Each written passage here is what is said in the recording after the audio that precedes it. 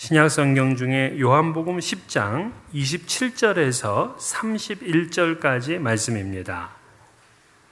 신약 성경 162면에 있는 요한복음 10장 27절에서 31절까지 이 계시의 말씀을 봉독할 때 살아계신 하나님의 음성을 들으실 수 있기를 바랍니다. 내 양은 내 음성을 들으며 나는 그들을 알며 그들은 나를 따르느니라. 내가 그들에게 영생을 주노니 영원히 멸망하지 아니할 것이요 또 그들을 내 손에서 빼앗을 자가 없느니라.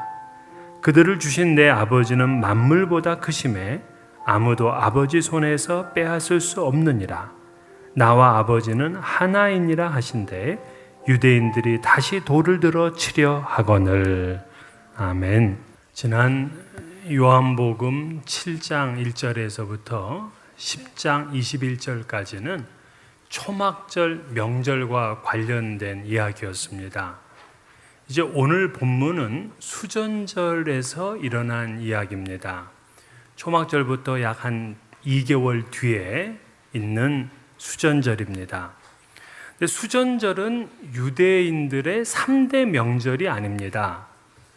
기원전 165년경에 유대인들이 성전을 청결하게 하고 그 성전을 헌신한 그러한 역사적 사건을 기념하는 절기가 되겠습니다. 여러분 잘 아시는 대로 기원전 323년에 알렉산더 대왕이 죽었습니다. 죽고 나서는 그 어마어마한 헬라 제국이 4등분됩니다. 그 중에서 본토에서 밀려난 두 개의 왕조가 이스라엘의 북쪽인 시리아에 그리고 이스라엘 남쪽인 애굽의 자리를 잡았습니다. 그 시리아에서는 셀류쿠스 왕조가 시작이 됐고 애굽에는 톨레미 왕조가 시작이 되었습니다. 물론 두 개의 왕조는 서로 경쟁적인 상태에 있었죠. 그러다가 안티오쿠스 3세라는 분이 이 시리아의 왕이었는데 힘이 막강했습니다. 그래서 팔레스타인을 넘어가지고서 애굽을 모두 정복했습니다. 그래서 안티오쿠스 왕이 두 개의 나라, 두 개의 거의 대륙을 다스리다시피 한 거죠. 그러다가 이 애굽에서 반란을 일으키고 그들이 시리아에 반발하고자 하는 정보를 알게 된 그 아들 안티오쿠스 에피파네스는 전쟁을 일으켜서 또다시 이 애굽을 압박했습니다.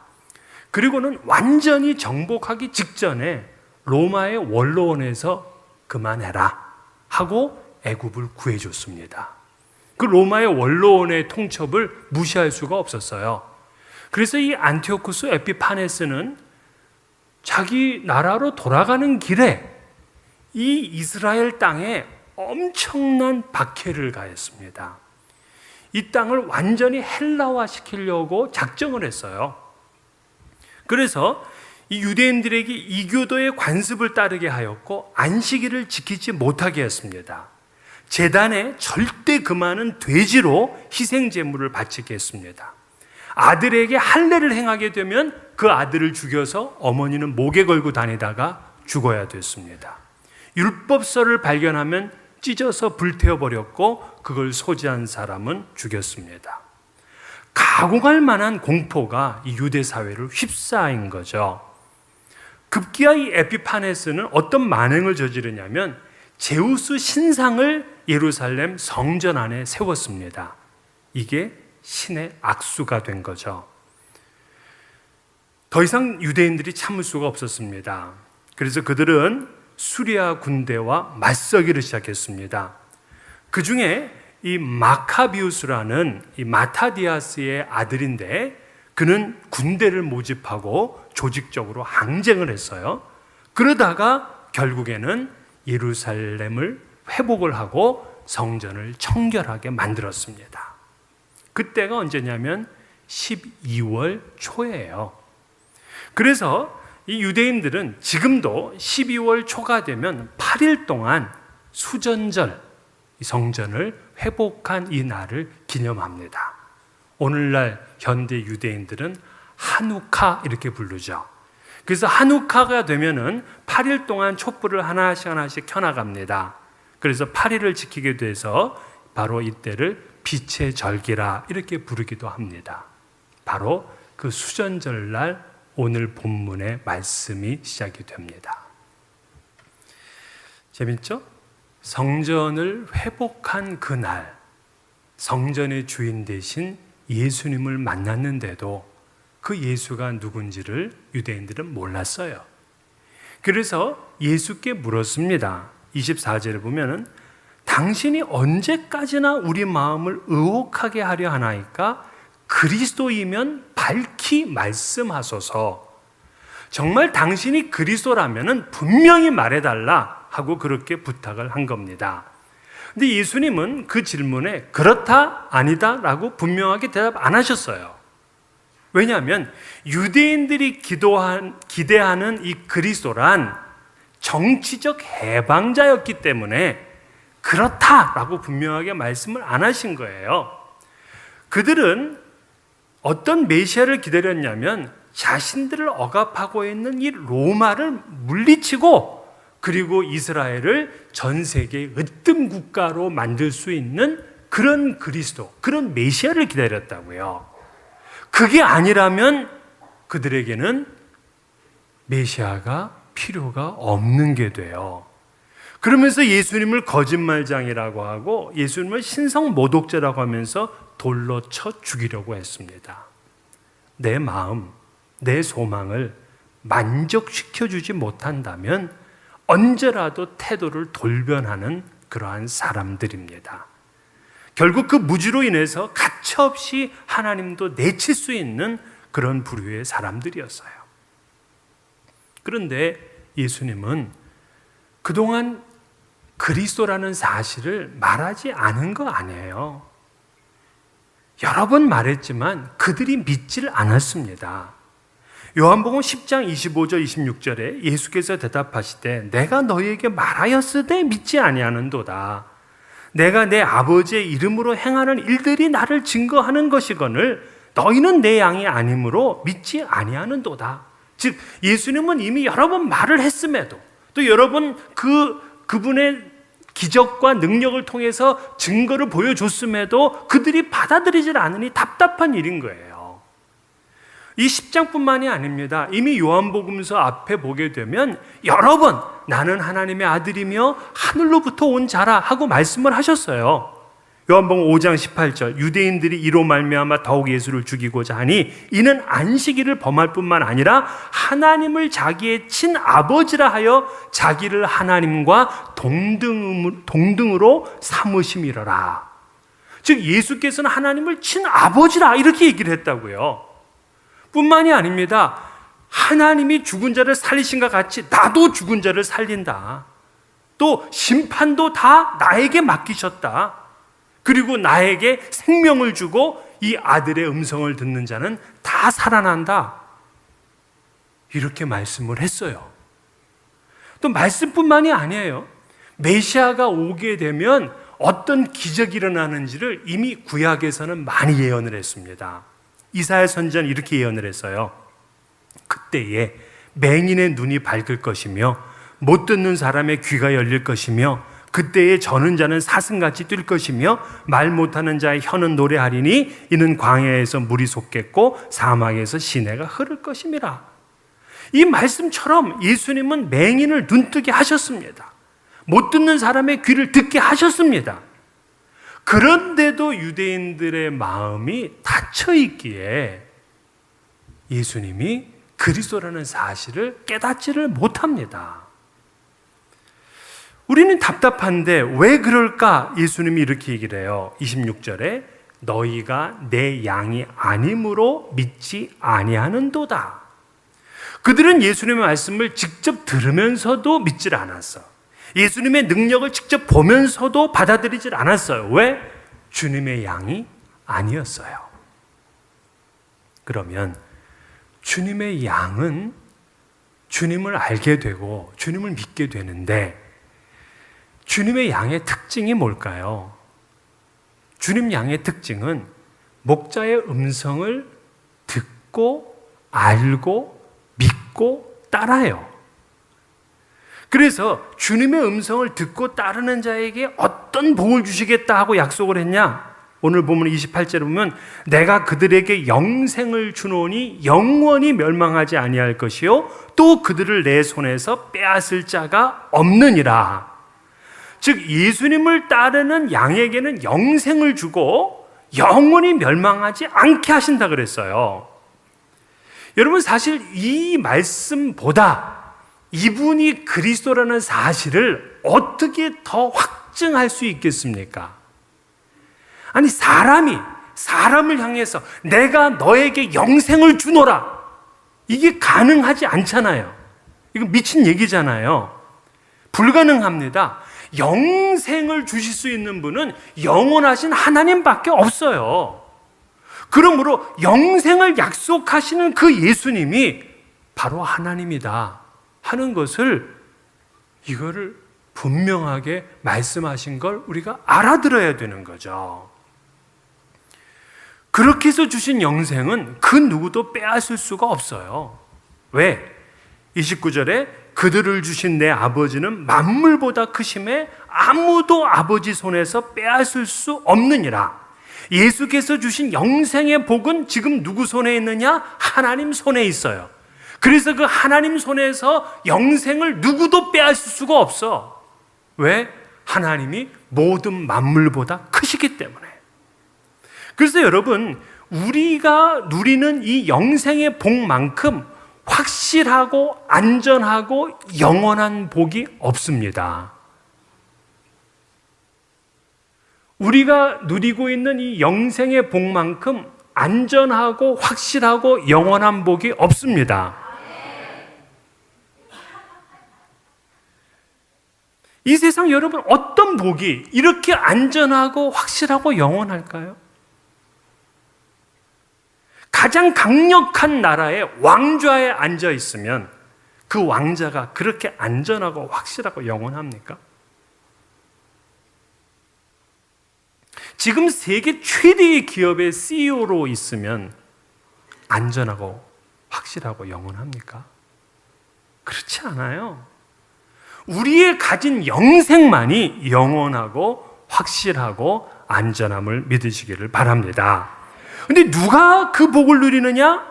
영생의 복을 가진 사람의 특징 한 가지, 예수의 말씀을 듣고 믿고 따라. 여러분, 이건 굉장히 중요한 말씀이에요. 혹 여러분 중에 예수의 말씀을 듣는 일에 관심이 없거나 예수의 말씀을 듣고는 그 말씀을 따르려는 의지가 없다면 그분은 영생의 복이 없는 분들입니다.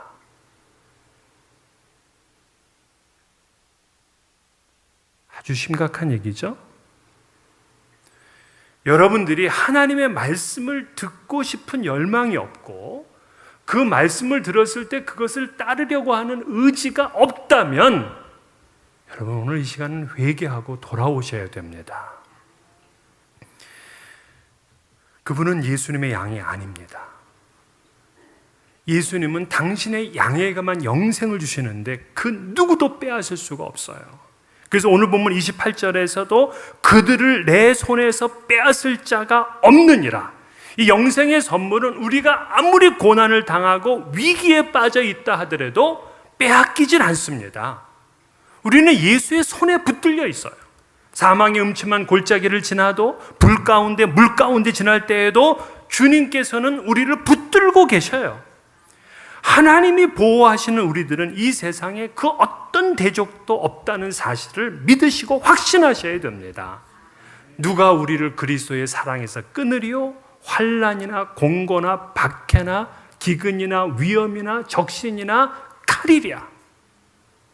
내가 확신하노니 사망이나 생명이나 천사들이나 권세자들이나 현재일이나 장래일이나 능력이나 높음이나 깊음이나 다른 어떤 피조물이라도 우리를 우리 주 예수 그리스도 안에 있는 하나님의 사랑에서 끊을 수 없느니라. 그렇습니다. 우리의 영생을 붙들고 계신 분은 하나님이에요. 이 하나님은 만물보다 위대하신 분이십니다. 그 만물보다 위대하신 분이 여러분들의 영생을 돕습니다. 여러분, 이 영생은 그 어떤 사람도 빼앗아 갈 수가 없어요. 어떤 환경도, 어떤 법도, 어떤 미래도, 어떤 사탄도 뺏어서 갈 수 없습니다. 유다의 아사 왕이요, 구스의 세라가 100만 대군을 이끌고 전쟁을 하러 왔어요. 이때 이 아사는 하나님 앞에 도움을 구합니다. 이렇게 기도해요. 여호와여, 힘이 강한 자와 약한 자 사이에는 주밖에 도와줄 리가 없사오니 우리 하나님 여호와여, 우리를 도우소서. 우리가 주를 의지하오며 주의 이름을 의탁하옵고 이 많은 무리를 치러 왔나이다. 여호와여, 주는 우리의 하나님이시오니 원하건대 사람이 주를 이기지 못하게 하옵소서. 여호와여, 주는 우리의 하나님이시오니 원하건대 사람이 주를 이기지 못하게 하옵소서. 이 말씀을 읽고 너무 좋아. 그래서 제가 또 포스트잇에 써가지고 또 내 벽에다 붙였어요. 제가 내년 한 해는 이 말씀 붙들라 그래요. 주는 우리의 하나님이시오니 원하건대 사람이 주를 이기지 못하게 하옵소서. 이렇게 여호와께 도움을 구했더니 여호와께서 유다를 도우셨어요. 그랬더니 구스 사람들이 다 엎드리고 하나도 살아남지 못했다, 이렇게 성경은 말합니다. 그 하나님이 여러분을 돕습니다. 전쟁을 돕습니다. 사업을 돕습니다. 가정을 돕습니다. 구원을 돕습니다. 그 누구도 흔들 자가 없습니다. 그러기에 풀무불 속에 들어갔던 다니엘의 세 친구도 하나님이 도우시니까 머리 털끝 하나 상하지 않는 거예요.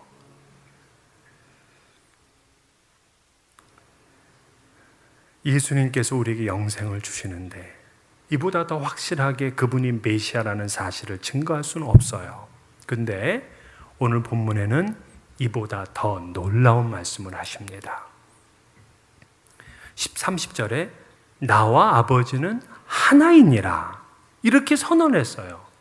그러니까 성경 전체에서 예수님의 신성을 나타내는 말 중에 정말 이보다 더 정확하고 더 확실한 말을 찾아보기 쉽진 않아요.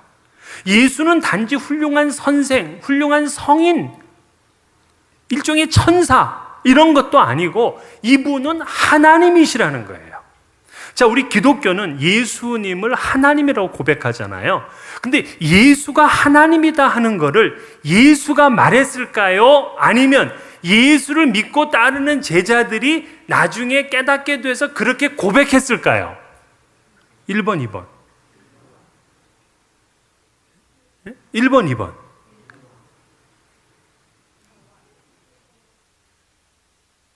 자, 예수님이 직접 말씀하셨어요. 나와 아버지는 하나이니라. 사실 이 말씀만 안 하셨어도 예수님은 많은 사람들에게 존경을 받을 겁니다. 심지어 유대인들에게도. 근데 왜 이런 말씀을 하셨을까? 그렇게 되면 그분을 경배하는 게 아니라 오히려 돌을 들어 던지게 돼 있다고요. 그렇기 때문에 나와 아버지는 하나라는 이 말씀은 우리가 들었던 이 세상의 모든 말 가운데 가장 우리에게 도전을 주는 말씀이에요. 지축을 흔드는, 우주를 흔드는 말씀이잖아요. 예수님이 하나님과 동등된 분이시다. 훗날 그의 제자들이 그는 근본 하나님의 본체시나 동등됨을 취할 것으로 여기지 아니하시고 이렇게 고백하면서 그리스도의 찬송시를 불렀어요. 그런데 이 말씀이 제자들이 만든 이야기가 아니라 예수님이 직접 하신 말씀이었다는 사실이에요. 성부 성자는 삼위 중에 두 인격입니다. 이 두 인격이 하나이다. 그렇기 때문에 하나처럼 말하고 하나처럼 행동합니다. 아들은 아버지의 말만 합니다. 또한 아버지가 행하는 것을 아들이 행하고 아들이 행하는 것을 아버지가 행합니다. 근데 누가 이것을 받아들일 수 있냐고요. 유대인들은 이 말을 듣자마자 예수를 돌로 치려 했어요. 그 전에도 그런 적이 있었어요. 요한복음 8장에 보면은 예수는 아브라함이 나기 전부터 있었다고 주장하는 겁니다. 아니, 아브라함은 지금 이 예수부터 2000년 전 사람인데 나는 그 이전부터 있었다고 얘기하니까 유대인들이 차마 들을 수가 없어서 그때도 돌을 치려고 했었어요. 근데 이번에는 더해. 나와 아버지가 하나래. 신성 모독죄입니다. 예수님은 이러한 유대의 정서를, 유대의 법을 잘 알면서도 자신이 하나님과 하나라는 이 사실을 감추질 않았어요. 세상에 미치질 않았다면 누가 하나님과 자신이 하나라고 주장할 수 있겠습니까? 캠브리지 대학의 그 유명한 무신론자 교수인 그 C.S. 루이스는 이 구절을 진심으로 고민을 했어요. 진심으로. 이에 대한 반응은 둘 중 하나예요. 이것은 가짜든지 진짜든지. 그죠? 이 말이 가짜든지 진짜든지 둘 중에 하나예요. 중간은 없어요. 가짜라면 예수는 거짓말장이고 사기꾼이고 미친 사람이에요. 진짜라면 그분은 하나님이에요. 그런데 이 루이스는 지난 역사를 회고해 봤습니다. 2000년 동안 사실 서양의 역사라는 것은 기독교의 전통, 기독교의 역사, 기독교의 문화 위에 세워졌어요. 그들의 정치, 또 법률, 예술, 음악, 건축, 이 모든 서양의 역사는 기독교로부터 흘러왔다, 기독교와 함께했다 해도 과언이 아니에요. 그런데 그 기독교의 중심에 예수 그리스도가 있는데 이 예수 그리스도가 이렇게 거짓말쟁이고 미친 사람이고 악마적인 사기꾼이었다면 지금의 역사는 이건 뭔가? 이걸 도저히 자기가 감당해 내지를 못하잖아요. 그래서 그는 예수가 거짓말쟁이고 미친 사람은 아니다라는 확신을 하게 돼요. 정말 그렇다면 성경의 복음서에 나타나 있는 예수와 안 맞아. 왜? 예수는 악마적인 사기꾼, 미친 사람, 거짓말쟁이가 아니라 도저히 그 인격을 따라갈 수가 없는 최고의 수준을 보여주고 있어요. 사랑의 모범이에요. 그렇기 때문에 그냥 대충 타협해서 예수는 위인이다, 성인이다 라고 말하는 것 자체도 모순인 거예요. 왜? 예수 스스로가 자신이 하나님이라고 선언을 했기 때문에. 결국 이 C.S. 루이스는 이 말씀 앞에 스스로 무릎을 꿇어요. 그리고 예수님을 나의 주, 나의 하나님이시여 이렇게 고백을 합니다.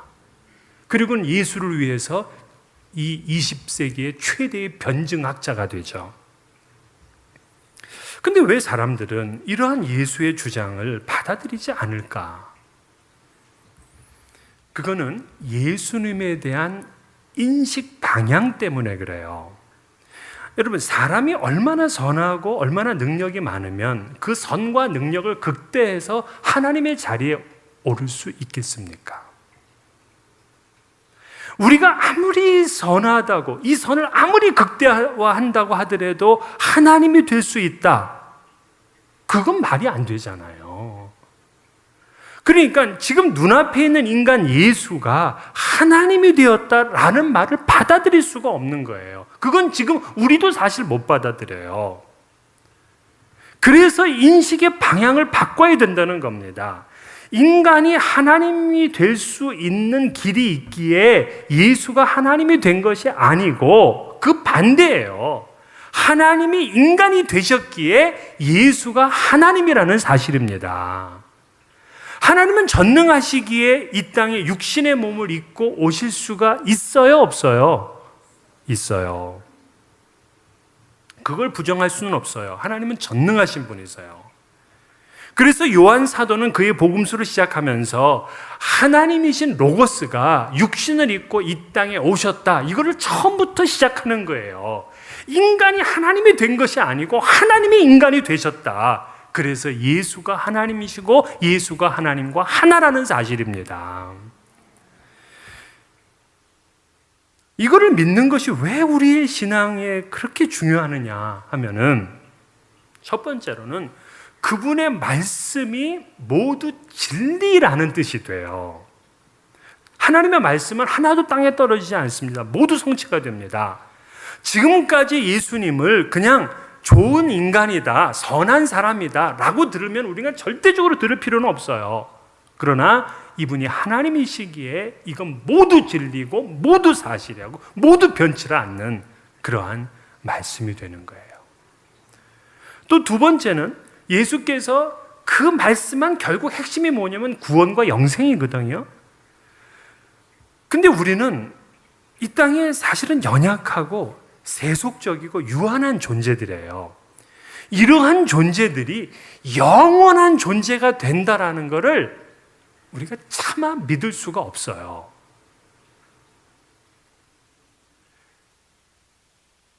그런데 이걸 말한 분이 하나님이시라면 그때 믿을 수 있어. 그래서 우리가 예수가 하나님과 하나라는 이 사실은 우리의 구원의 확실성을 보장해 주는 거예요. 하나님이 그러셨으니 확실한 겁니다. 이 땅의 인간의 이야기가 아니에요. 뭐 돌을 깨우친 사람의 이야기가 아니에요. 하나님의 직접적인 약속의 말씀이에요. 그래서 우리 구원은 결코 흔들리지 않는 진리의 말씀이죠. 또 한 가지 더 생각해 보게 되면 이 불확실한 세상에서 우리가 붙들 수 있는, 믿고 따라갈 수 있는 기준을 얻게 돼요. 사실 이 땅에 어떤 이 공식과 어떤 사실, 진리라고 하더라도 다 바뀌어요. 시간이 지나면은. 결국 사라질 것들이라고요. 그래서 우리가 그거를 붙들고 끝까지 살아갈 수가 없어요. 그러나 예수의 말씀은 하나님 말씀, 영원히 변치 않는 진리의 말씀이기 때문에 우리는 이 말씀을 끝까지 붙들고 살아갈 수가 있어요. 우리가 일생 동안 영원히 붙들 수 있는 깃발이 바로 우리에게 있는 거죠. 그래서 우리가 고민하고 흔들릴 필요가 없습니다. 힘들고 지쳐도 끝까지 우리는 이 말씀을 붙들고 일어설 수 있는 거예요. 당시 우리와 같은 몸을 입고 계신 예수님을 하나님으로 믿는다는 게 정말 힘든 일이었어요. 우리보다 더 힘들었어요. 왜냐하면 직접 눈으로 보고 있기 때문에. 그런데 10장을 끝내면서 여러분 어떻게 끝나는 줄 압니까? 10장 42절에 많은 사람이 예수를 믿으니라. 할렐루야. 어떻게 믿어? 많은 사람이 예수를 믿으니라. 아니, 우리보다는 정말 믿기 어려워. 왜? 눈앞에 보이기 때문에. 그들이 믿을 수 있었던 이유가 세 가지예요. 첫째는 예수님의 권위 있는 말씀 때문입니다. 그 누구도 예수님처럼 말한 분이 없어요. 마태는 무리들이 그의 가르치심에 놀라니 이는 그 가르치시는 것이 권위 있는 자와 같고 그들의 서기관들과 같지 아니함일러라 그랬습니다. 즉 예수님의 말씀이 사람들을 움직이고 사람들에게 확신을 주었습니다. 두 번째는 예수님의 인격 때문입니다. 사실 예수님처럼 거룩하고 신실하신 분이 어디 있겠습니까? 제자들은요, 예수님과 같이 먹고 다니고 살았잖아요. 그런데 그분의 그 인격에 모두 다 머리를 숙였어요. 그들은 모두 무장해제했습니다. 세리와 창녀와 고아와 과부와 이방인과 사마리인들까지 모두 똑같이 사랑으로 대하시는 그분의 인격을 보면서 그들은 머리를 숙일 수밖에 없었어요. 세 번째는 예수님의 표적과 기적들 때문입니다. 이는 단순하게 훌륭한 인격을 갖춘 분이시라는 그러한 생각과 인식을 뛰어넘게 합니다. 그분은 풍랑을 말씀으로 잔잔하게 하셨어요. 맹인을 보게 하고 또 듣지 못하는 사람들의 귀를 열어주었습니다. 그런 분이 하나님과 하나라고 하시니까 믿지 않을 수가 없었던 거예요. 오늘 이 말이 우리들에게 대단히 중요합니다. 왜냐하면 오늘 이 세상이 교회를 안 믿어요. 이 세상이 예수를 안 믿습니다. 이 세상이요, 성도들을 안 믿습니다. 안 믿는 세상 속에서 예수처럼 살아야 돼요. 어떻게? 첫째는 우리는 바른 말을 하며 살아야 됩니다.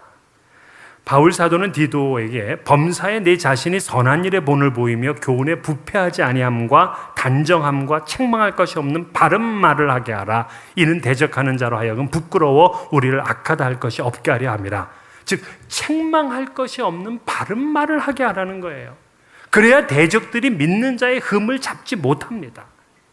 거짓되고 부정하는 말, 모함하고 수군대는 말, 이거로는 세상을 못 바꿔요.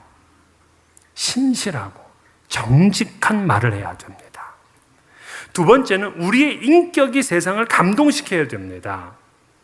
그러려면 이권과 명예심에 연연하지 말아야 됩니다. 아무리 친했던 친구인데 돈 문제가 걸리니까 서로 그렇게 원수가 되더라고요.